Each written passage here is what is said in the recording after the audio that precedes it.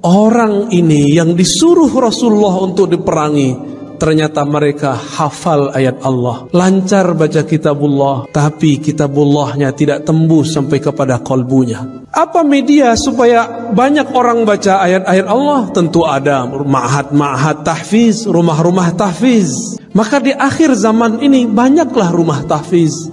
Mohon kita semua menjadi pengawas lembaga-lembaga wakaf, rumah-rumah tahfiz. Apakah ini mengajarkan kurang ajar kepada Rasulullah, kurang ajar kepada pewaris Rasulullah, atau mereka yang mengajarkan cinta kasih, adab kepada wali Allah?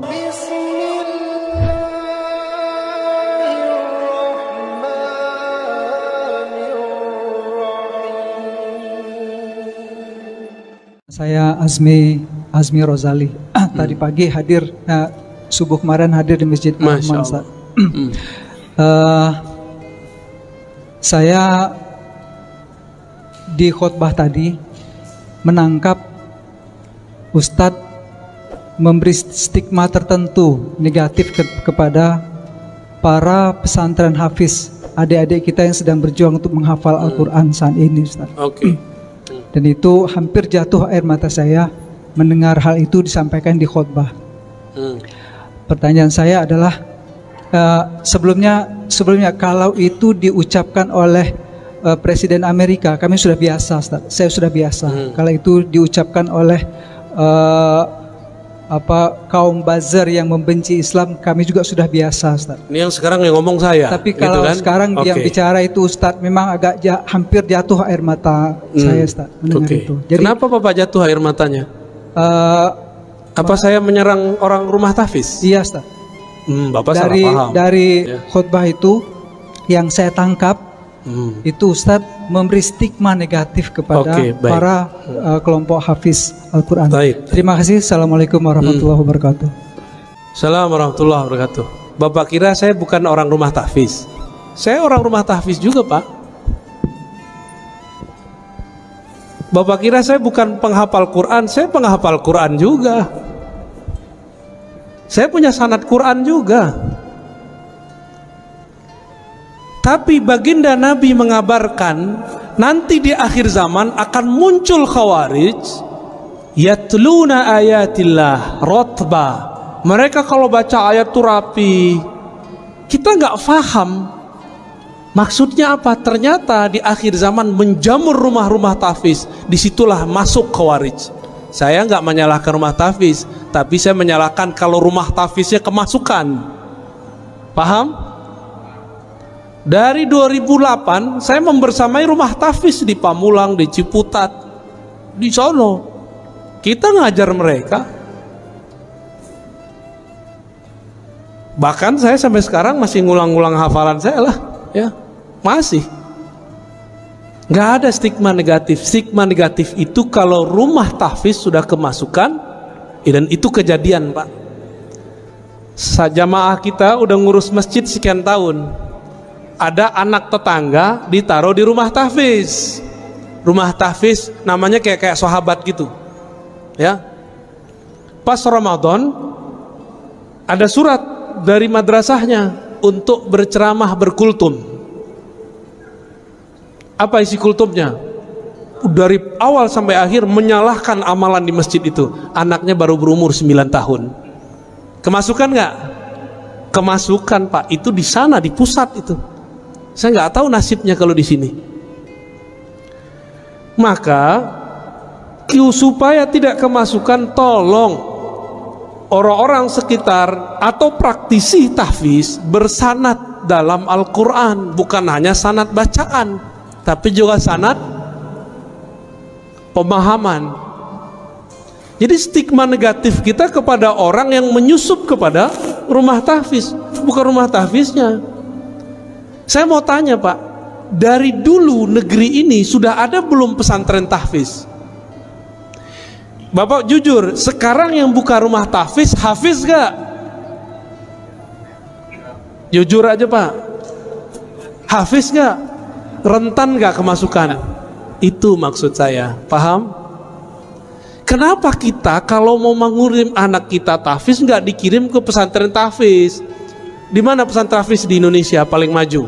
Anak kecil-kecil Pak, kayak gini hafiz 30 juz banyak.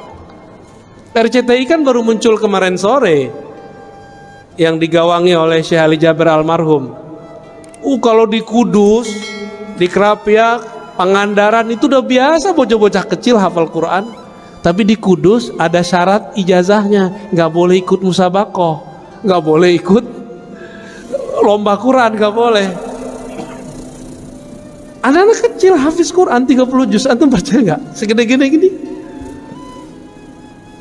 Kelas 6 SD udah ulang sekian kali. Masuk SMP udah belajar qiraat mereka sebagian. Kita ini giliran politik, ustadz nggak boleh ngomong politik.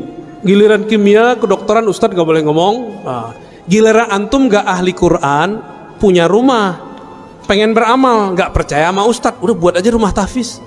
Gaji aja ustadz. Kita ini siapa bisa gaji-gaji orang? Emang kita bisa menjamin Quran yang kita sebar itu sahih? Ini mohon maaf nih orang-orang kaya ya. Antum percaya deh sama ustadz, percaya sama ulama yang bersanad. Ini ngeliat ustadz udah curiga dulu ya. Akhirnya rumah tahfiz nggak dilepas-lepas. Buat pesantren bangunannya doang. Banyak Pak, saya udah jalan, orang kaya bingung mau beramal, dia buatlah pesantren, judulnya tapi gurunya gak ada. Dimintalah seorang ustadz ngajar 3 bulan kabur, ganti lagi ustadz setahun bubar semua. Dia kira pesantren itu kalau ada bangunan terus tengahnya ada masjid berkubah, terus ada kaligrafi, dia mengira pesantren itu begitu. Pesantren bukan itu Pak. Pesantren itu guru, murid, kiai, santri, ngaji, baru ada bangunan. Kalau orang sok beragama, dia buat bangunan dulu, dia kira bisa bikin pesantren. Paham? Yang ngerti pesantren siapa? Ulama. Yang ngerti buat jalan, buat bangunan siapa? Insinyur. Maka kami nggak urus Pak itu. Kita ini sering membatas-batasi ustadz, tapi kita kemudian ngambil wilayah dia. Ya, jadi kalau nggak pakar-pakar amat, lu serahin ke pakarnya. Rentan sekali. Dan Bapak percaya atau tidak, salah satu guru saya didatangi salah satu gerakan rahasia di dunia, saya nggak usah sebut, dan mereka mengatakan apa, disampaikan ke kita waktu itu. Ini Bapak percaya atau tidak, ini bukan stigma negatif. Rumah-rumah tahfiz, ma'had tahfiz yang tidak jelas sanadnya itu proyeknya kami. Itu mereka yang ngomong tahun lalu,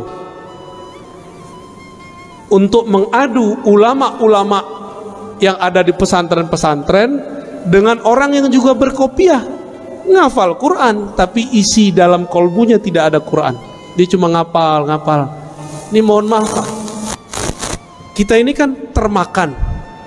Kalau makof itu ke ahli Quran. Ahli Quran itu ada yang pakarnya hafalan, ada yang pakarnya tafsir, ada ahli Quran pakarnya di hadis, ada ahli Quran pakarnya di fikih, ada ahli Quran pakarnya di tasawuf. Itu semua ahli Quran. Bukan yang cuma tamatan Quran Pak, hafal tahfiz, enggak. Apakah bisa mengamalkan Quran tanpa ilmu fikih? Apakah bisa mengamalkan Al-Quran tanpa ilmu akidah? Kan nggak bisa. Jadi tolong diluruskan Pak ya. Saya tidak pernah punya stigma negatif kepada penghafal Quran. Saya cuma mengkhawatirkan jika rumah-rumah tahfiz dibuat oleh orang yang bukan ahli agama, nanti kesusupan oleh kelompok Khawarij. Itu aja Pak. Ya.